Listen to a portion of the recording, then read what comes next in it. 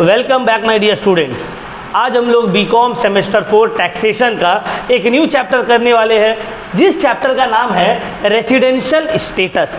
इससे पहले हम लोगों ने क्या क्या किया है? हम लोगों ने इंट्रोडक्शन वाला चैप्टर किया है, दूसरा agricultural and non agricultural income किया है, इनकम एग्जेम्प्टेड फ्रॉम टैक्स किया है, basic concepts and definition under the income tax act किया है।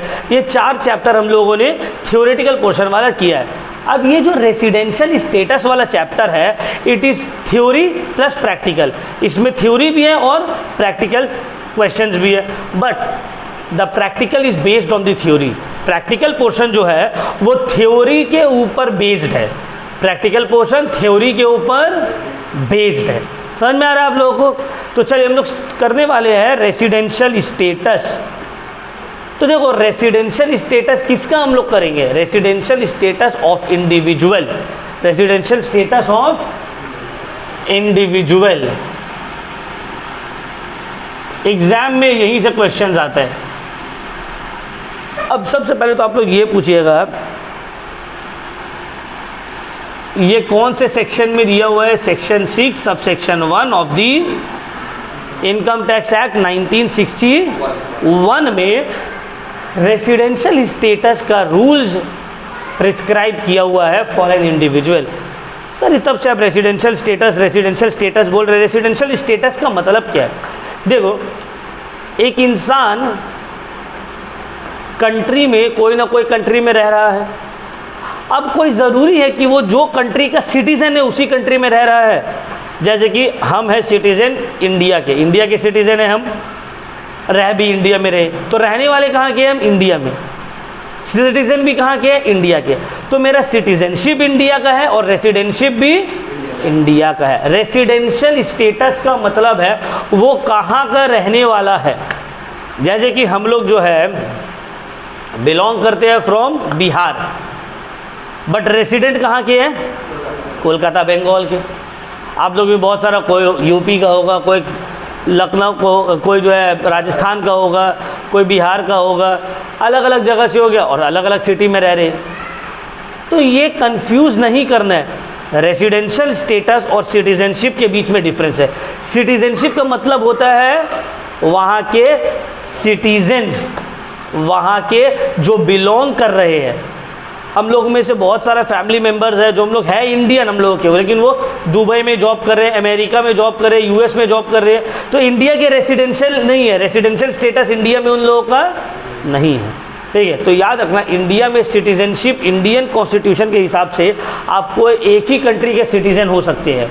मतलब अगर आप यूएस के सिटीजन हैं तो आप इंडिया के सिटीजन नहीं बन सकते हैं, क्योंकि इंडिया में डुअल सिटीजनशिप अलाउड नहीं है। इंडिया में डुअल सिटीजनशिप अलाउड नहीं है, लेकिन इंडिया में डुअल रेसिडेंशिप अलाउड है। हो सकता है तुम इंडिया के भी रेसिडेंट हो और तुम साथ ही साथ दुबई के भी रेसिडेंट हो सकते हो। इंडिया में भी रह रहे हो, तुम दुबई में भी रह रहे हो, बट ऐसे नहीं कि तुम दुबई के सिटीजन हो और इंडिया के सिटीजन हो। नहीं, इंडिया में जैसे ही तुम कोई दूसरे कंट्री का सिटीजनशिप लेते हो, इंडियन सिटीजनशिप तुम्हारा ख़त्म हो जाता है। इंडियन सिटीजनशिप तुम्हारा ख़त्म हो जाता है। क्लियर हुआ पॉइंट? सर अब ये कैसे पता चलेगा रेसिडेंशियल स्टेटस? तुम तो बोलोगे सर हम पूरा साल यहीं थे। कोई बोलेगा सर वो तो साल में 6 ही महीना यहाँ था, तो वो रेसिडेंशियल हुआ या नहीं हुआ? सर वो तो साल में 2 हफ्ता यहाँ था, तो वो रेसिडेंशियल हुआ या नहीं हुआ उसका? ये सब के लिए रूल्स प्रिस्क्राइब किया गया है। रेसिडेंशियल स्टेटस तुम्हारा 2 रहेगा, या तो तुम रेसिडेंट होगे या तो तुम नॉन रेसिडेंट। सुने हो ना, NRI, non resident of India, मतलब इंडिया में रहने वाला वो नहीं है तो इंडियन सिटीजन, लेकिन इंडिया में रहता नहीं, तो NRI हो गया, non resident of India. Clear हुआ पॉइंट? तो रेसिडेंशियल स्टेटस जो रहता है वो 2 है। आइदर ही विल बी, देख लो, या तो वो रेसिडेंट होगा या तो वो नॉन रेसिडेंट होगा। या तो वो रेसिडेंट होगा या तो वो नॉन रेसिडेंट होगा। अगर वो नॉन रेसिडेंट है तो कोई प्रॉब्लम नहीं। अगर वो रेसिडेंट है तो फिर 2 कैटेगरी है। कौन सा रेसिडेंट है वो? कौन सा रेसिडेंट है वो? एक है रेसिडेंट आ रहा है ना, एंड ऑर्डिनरीली रेसिडेंट, मतलब ROR, शॉर्ट में बोलेंगे ROR, resident and ordinarily resident. दूसरा है रेसिडेंट बट नॉट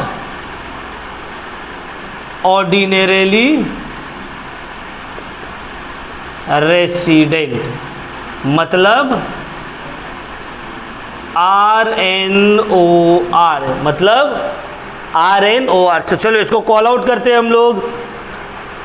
इंडिविजुअल का कितना रेसिडेंशियल स्टेटस होगा? 2, या तो वो रेसिडेंट रहेगा या तो वो नॉन रेसिडेंट। अगर वो रेसिडेंट है तो उसका कितना कैटेगरी होगा? 2, ROR या RNOR, resident and ordinarily resident या फिर resident but not ordinarily resident. तो चलो फिर से, एक इंडिविजुअल का कितना रेसिडेंशियल स्टेटस होगा? कौन कौन सा? Resident, non resident. अगर नॉन रेसिडेंट है तो ठीक, रेसिडेंट रहा तो कितना कैटेगरी होगा? कौन कौन सा? ROR या फिर RN। यहां तक क्लियर? कोई डाउट? अब आते हैं इसके रूल्स की तरफ। एक इंडिविजुअल वो रेसिडेंट है या नॉन रेसिडेंट है, ये कैसे डिटरमाइन होगा? एक इंडिविजुअल वो रेसिडेंट है या नॉन रेसिडेंट है, ये कैसे डिटरमाइन होगा? ये डिटरमाइन करने के लिए income tax act section 6 subsection 1 में बोला गया है कि 2 कंडीशन है, ये 2 में से कोई भी एक कंडीशन अगर कोई सेटिस्फाई कर देता है तब वो रेसिडेंट है, otherwise non resident. In order to become the resident of India, you have to satisfy any one condition of the 2 given condition under section 6 subsection 1। आपको रेसिडेंट बनने के लिए इनकम टैक्स एक्ट में जो 2 कंडीशन दिया हुआ है सेक्शन 6 सबसेक्शन 1 में, उसमें से कोई भी एक सेटिस्फाई करना पड़ेगा, तो अब क्या हो जाइएगा? रेसिडेंट। अगर दोनों ही आप सेटिस्फाई नहीं कर पाए, दोनों ही कंडीशन आप फुलफिल नहीं कर रहे, तो अब क्या हो जाइएगा? अब वो कंडीशन क्या है देख लेते हैं, समझ में आए बात? कंडीशन क्या है देख लेते हैं। पहला कंडीशन बोला है, he is in India in the previous year for a period of 182 days or more under section 6 subsection 1 clause A। बोला गया है अगर आपको रेसिडेंट रहना है तो पहला है सेक्शन 6 सबसेक्शन 1 क्लॉज A। इसमें बोला गया है कि इमीडिएट प्रीवियस ईयर में आप 182 डेज और मोर इंडिया में फिजिकली प्रेजेंट हो। आप 182 डेज और मोर इंडिया में फिजिकली प्रेजेंट हो। क्या मतलब है इसका? जैसे कि हम असेसमेंट ईयर 2023-24 के लिए रेसिडेंशियल स्टेटस निकाल रहे हैं। हम असेसमेंट ईयर 2023-24 के लिए रेसिडेंशियल स्टेटस निकाल रहे एक आदमी का, तो हम देखेंगे इमीडिएट प्रीवियस ईयर क्या है? 22-23। इमीडिएट प्रीवियस ईयर क्या है? 22। ये इमीडिएट प्रीवियस ईयर में 2022-23 में हमको चाहिए कि हम इंडिया में 182 डेज या उससे ज़्यादा प्रेजेंट रहे हो। क्लियर हो रहा है पॉइंट? तो पहला condition section 6 subsection 1 clause A में मेंशन किया हुआ है कि रेसिडेंट रहने के लिए एक ईयर में आपको इमीडिएट प्रीवियस ईयर में इंडिया में 182 डेज या उससे ज़्यादा फिजिकली प्रेजेंट रहना हो। अगर आप ये कंडीशन फुलफिल कर देते हैं तो आप रेसिडेंट, अगर आप नहीं कर पाए तो इनकम टैक्स बोला तो कोई बात नहीं, आप दूसरा कंडीशन फुलफिल कर दीजिए। दूसरा कंडीशन है सेक्शन 6 सबसेक्शन 1 क्लॉज C का। इसमें बोला गया है कि इमीडिएट प्रीवियस ईयर में आप 60 दिन, इमीडिएट प्रीवियस ईयर में आप 60 दिन 60 डेज फिजिकली प्रेजेंट रहिए इंडिया में, और फिर 4 कॉन्जिक्यूटिव प्रीवियस ईयर में मिलाकर आप 365 डेज इंडिया में प्रेजेंट रहे हो। अब ये थोड़ा कंफ्यूजिंग है, समझ में नहीं आ रहा है, बोर्ड में लिख के दिखाएंगे तब समझ में आएगा। देख, इसको एक्सप्लेन करते हैं, ठीक है। सेक्शन 6 सब सेक्शन 1 क्लॉज यार है ना ये। देखो बोला गया हम रेसिडेंशियल स्टेटस निकाल रहे हैं 2023-24 का। बोला गया है इमीडिएट प्रीवियस ईयर जो है 22-23, इसमें आप 60 दिन प्रेजेंट रहे हो, 60 डेज और मोर, 60 डेज या उससे ज़्यादा, प्लस इसको छोड़कर जो 4 प्रीवियस ईयर होगा 2021-22, 2020-21, 2019-20, 2018-19, ये चारों में मिलाकर आप 365 दिन या उससे ज़्यादा प्रेजेंट रहे हो। तो section 6 sub section 1 clause C में 2 कंडीशन है। पहला कंडीशन कि इमीडिएट प्रीवियस ईयर में आप 60 दिन प्रेजेंट रहे हो, दूसरा उस प्रीवियस ईयर को छोड़कर लगातार 4 जो प्रीवियस ईयर है चारों को मिलाकर आप 365 दिन प्रेजेंट रहे हो। अब हो सकता है इसमें तुम 1 दिन भी ना रहो, इसमें 300 दिन रहो, इसमें 400 दिन 100 दिन रहो और इसमें 10 दिन रहो, कोई लेना देना नहीं है। चारों मिलाकर इंडिविजुअली नहीं बोले, तो हो सकता है तुम एक ही साल में 365 दिन रहे हो और बाकी 3 साल में नहीं रहे हो, उससे कोई लेना देना नहीं। तुम चारों ईयर को मिलाकर कितना रहना चाहिए आपका? 365 दिन। तब दोनों में से section 6 sub section 1 clause A में है 182 डेज या उससे ज़्यादा, इसमें है 60 डेज या उससे ज़्यादा प्लस 365 डेज या उससे ज़्यादा। समझ में आ रहा है? तो एक बार समराइज कर देते हैं। इनकम टैक्स एक्ट 1961 में बोला गया है अगर आपको रेसिडेंशियल स्टेटस कोई इंडिविजुअल का जानना है, वो रेसिडेंट है या रेसिडेंट नहीं है, इसके लिए आपको करना सिंपल सा एक चीज़ है। सेक्शन 6 सब सेक्शन 1 में इनकम टैक्स एक्ट में डिफाइन कर दिया गया है कि कौन परसेंट रेसिडेंट होगा और कौन रेसिडेंट नहीं होगा। बोला गया है सेक्शन 6 सब सेक्शन 1 में 2 कंडीशन दिया हुआ है, वो 2 में से आप कोई भी एक कंडीशन फुलफिल कर देते हैं तो आप रेसिडेंट हो जाएंगे उस ईयर के लिए। अगर आप नहीं फुलफिल कर पा रहे हैं तो आप नॉन रेसिडेंट हो जाएंगे उस ईयर के लिए। तो पहला कंडीशन दिया हुआ है section 6 sub section 1 clause A में। इसमें बोला गया है कि आप इंडिया में फिजिकली प्रेजेंट रहे हो इमीडिएट प्रीवियस ईयर, मतलब जिस ईयर का कैलकुलेट हो रहा है, असेसमेंट ईयर का जो कैलकुलेट कर रहे हैं प्रेसिडेंशियल स्टेटस, उससे जस्ट 1 साल पहले आप 182 डेज इंडिया में प्रेजेंट रहे हो या उससे ज़्यादा।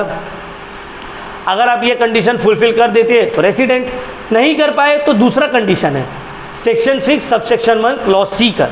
इसमें बोला गया है कि इमीडिएट प्रीवियस ईयर में आप 60 डेज या उससे ज़्यादा प्रेजेंट रहे हो इंडिया में, और उस इमीडिएट प्रीवियस ईयर को छोड़कर जो 4 कंटिन्यूअस प्रीवियस ईयर है उसमें मिलाकर आप 365 दिन 365 डेज इंडिया में प्रेजेंट रहे हो। अगर ये दोनों कंडीशन आप फुलफिल कर देते हैं तो ही आप सेक्शन 6 सब सेक्शन 1 क्लॉज 6 के अंडर रेसिडेंट होंगे। अगर आप section 6 sub section 1 clause A का कंडीशन भी फुलफिल नहीं कर पा रहे हो, section 6 sub section 1 clause C का भी कंडीशन फुलफिल नहीं कर पा रहे हो, तो आप हो गए नॉन रेसिडेंट। ठीक है। अच्छा, इसका दोनों 60 डेज और 365 दोनों, मान लो एक आदमी 60 डेज वाला कंडीशन तो फुलफिल कर रहा है, 365 डेज वाला नहीं कर रहा तो कट गया, या 60 डेज वाला नहीं कर पा रहा है 365 डेज वाला कर पा रहा है तो भी ये कंडीशन फुलफिल नहीं होगा। किसी को कोई डाउट? एकदम क्लियर हो गया। तो अगर एक नॉन रेसिडेंट निकला तब तो सब वही खत्म। रेसिडेंट निकला तो अब further we have to look whether he is a ROR या RNOR। अब रेसिडेंट निकलने से थोड़ी काम होगा, कौन सा रेसिडेंट है वो, ROR या RNOR, कौन सा? समझ में आया? अब उसको कैसे बताएंगे, उसका भी मेंशन किया हुआ है इनकम टैक्स एक्ट सेक्शन 6 में। देखते हैं हम लोग आगे, ठीक है ना।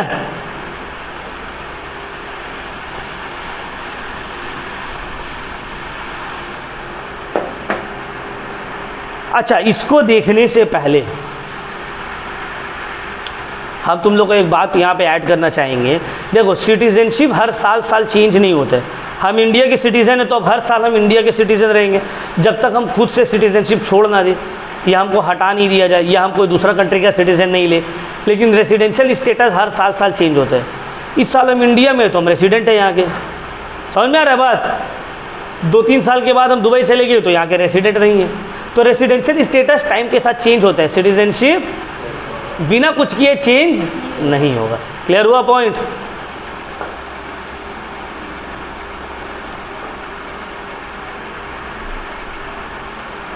तो चलो, तो हम ये मान के चलते हैं कि भाई रेसिडेंशियल स्टेटस का ROR और RNOR अब हमको निकालना है कि रेसिडेंट निकल गया। तो अब हमको कैसे पता चलेगा ROR है या RNOR है? क्या फ़ोन क्या करते हैं?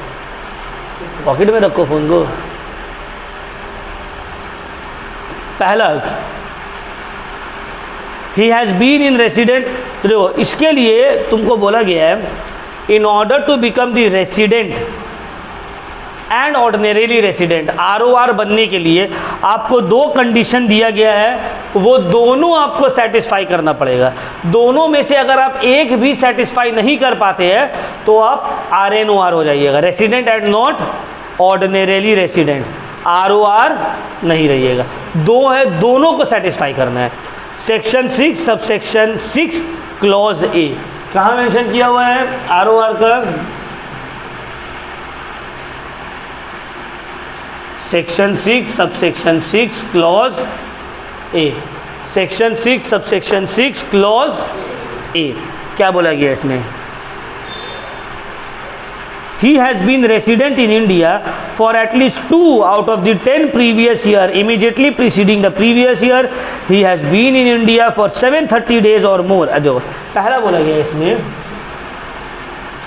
मान लो तुम रेसिडेंशियल स्टेटस निकाल रहे हो 2023-24 का, 2023-24 को छोड़कर बोला गया he has been resident in India for at least 2 out of 10 previous year immediately preceding the relevant previous year. इसको छोड़कर जो इमीडिएट प्रीवियस ईयर है 2022-23, इमीडिएट प्रीवियस ईयर को छोड़कर 10 प्रीवियस ईयर जो रहेगा, 10 साल, 10 में से 2 में वो रेसिडेंट रहा हो। पहला कंडीशन क्या है? 10 साल में से कोई भी 2 साल वो क्या हो? रेसिडेंट रहा हो। और दूसरा बोला गया है इमीडिएट प्रीवियस ईयर को छोड़कर 7 साल, 7 ईयर्स में वो टोटल मिलाकर नहीं आ रहा है, 7 साल वो 7 ईयर्स में टोटल मिलाकर 730 डेज और मोर, 7 ईयर्स में 730 प्लस डेज वो इंडिया में रहा हो। तो 2 कंडीशन है ROR का। पहला, इमीडिएट प्रीवियस ईयर को छोड़कर 10 प्रीवियस ईयर में से कोई भी 2 में वो रेसिडेंट रहा हो। दूसरा, इमीडिएट प्रीवियस ईयर को छोड़कर 7 प्रीवियस ईयर में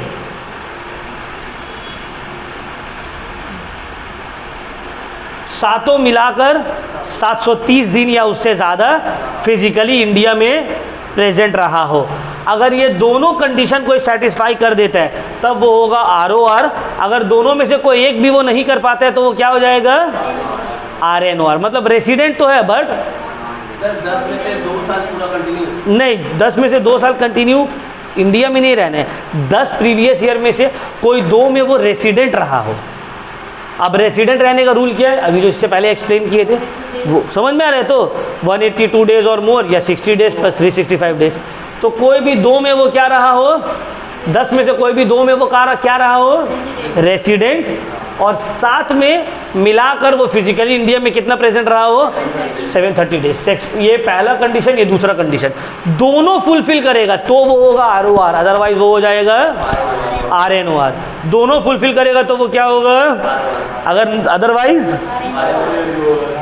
एक बार क्विक रिवीजन, एक इंसान, एक इंडिविजुअल का रेसिडेंशियल स्टेटस जानने के लिए आपको क्या करना पड़ेगा? अच्छा भाई, सब कंट्री का एक ही है? नहीं, सब कंट्री का कैसे एक रहेगा? ये इंडिया का बात हो रहा है, इंडिया का। अब कहीं का और रूल होगा कुछ। पता लगाने के लिए कि एक इंसान का, एक इंडिविजुअल का रेसिडेंशियल स्टेटस क्या है, in order to find out the residential status of an individual, एक इंडिविजुअल का रेसिडेंशियल स्टेटस निकालने के लिए आपको कुछ कंडीशंस इनकम टैक्स में दिया हुआ है, उसको समझना पड़ेगा, उसको अप्लाई करना पड़ेगा। तो सबसे पहले तो आपको ये पता लगाना पड़ेगा कि वो इंडिविजुअल रेसिडेंट है या नॉन रेसिडेंट है। अब हम कैसे पता लगाएंगे कि वो रेसिडेंट है या वो नॉन रेसिडेंट है? इसका आपको दो कंडीशन दिया हुआ है income tax act section 6 subsection 1 में। यहाँ पे दो कंडीशन में बोला गया है कि अगर एक इंडिविजुअल ये दोनों में से कोई भी एक कंडीशन को फुलफिल कर दे रहा है तब वो रेसिडेंट हो जाएगा, अदरवाइज वो नॉन रेसिडेंट होगा। तो दो कंडीशन क्या है? सबसे पहला कंडीशन है सेक्शन 6 सबसेक्शन 1 क्लॉज ए का। इसमें बोला गया है कि वो इंसान फिजिकली प्रेजेंट रहा हो इंडिया में for 182 days or more in the immediate previous year. मतलब जो ईयर के लिए आप रेसिडेंशियल स्टेटस कैलकुलेट कर रहे हो उस ईयर से जस्ट इमीडिएट प्रीवियस ईयर, उससे एक साल पहले वो इंडिया में 182 डेज या उससे ज़्यादा प्रेजेंट रहा हो। अगर ये हो जा रहा है तो ठीक, अगर नहीं हो रहा है तो दूसरा कंडीशन है सेक्शन 6 सबसेक्शन 1 क्लॉज सी में बोला गया है कि वो इमीडिएट प्रीवियस ईयर में 60 डेज या उससे ज़्यादा इंडिया में प्रेजेंट रहा हो और उस प्रीवियस ईयर को छोड़कर कंटिन्यूअस जो 4 प्रीवियस ईयर है वो चारों को ऐड करके 365 डेज और मोर इंडिया में प्रेजेंट रहा हो। तो पहला section 6 subsection 1 clause A 182 days or more India में प्रेजेंट रहा हो इमीडिएट प्रीवियस ईयर में।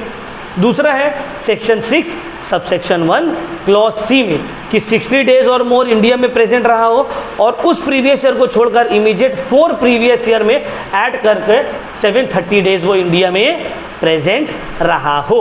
अगर ये दोनों में से कोई भी एक कंडीशन सेटिस्फाई कर देता है कोई भी individual, sorry not 730, 365 days, 4 previous year add करके 365 डेज वो इंडिया में प्रेजेंट रहा हो। अगर ये दोनों में से कोई भी एक कंडीशन वो सेटिस्फाई कर दे रहा है तो वो रेसिडेंट है, otherwise non resident. Non resident है तो ठीक, रेसिडेंट है तो हम लोग को आगे ये पता करना है कि कौन सा रेसिडेंट, ROR या RNOR। ROR में क्या है? फिर से दो कंडीशन दिया हुआ है सेक्शन 6 सबसेक्शन 6 में। अब ये दोनों को सेटिस्फाई करना पड़ेगा अगर आपको ROR रहना है तो, अदरवाइज आप RNOR हो जाएंगे। मतलब रेसिडेंट तो है बट नॉट ऑर्डिनरी रेसिडेंट। ये दो कंडीशन क्या है? पहला कंडीशन, कंडीशन ए, इमीडिएट प्रीवियस ईयर को छोड़कर 10 प्रीवियस ईयर में से कोई भी 2 में आप रेसिडेंट रहे हो। दूसरा कंडीशन, इमीडिएट प्रीवियस ईयर को छोड़कर 7 कॉन्जिक्यूटिव प्रीवियस ईयर को मिलाकर आप 730 या उससे ज़्यादा दिन इंडिया में फिजिकली प्रेजेंट रहे हो।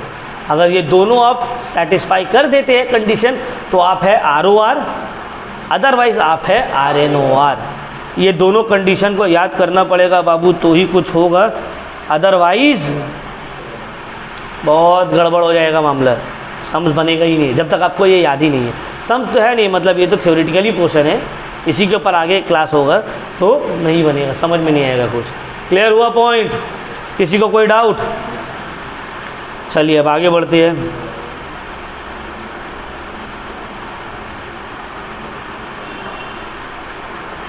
Residential status of HUF। HUF मतलब joint Hindu family. Joint Hindu family का रेसिडेंशियल स्टेटस क्या है? वही या तो रेसिडेंट होगा या तो नॉन रेसिडेंट होगा। रेसिडेंट होगा तो कितना तरह का होगा?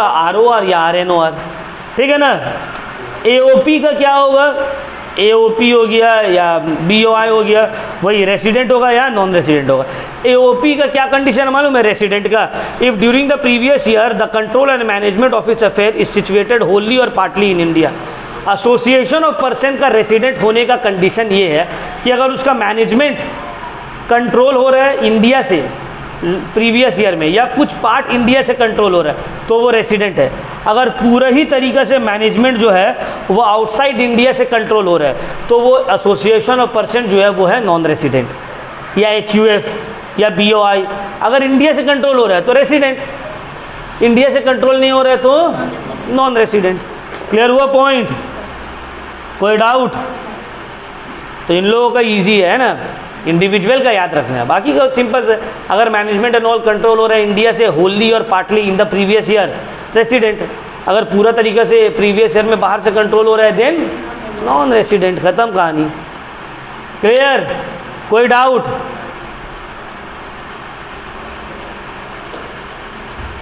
वीडियो को पॉज कर दो।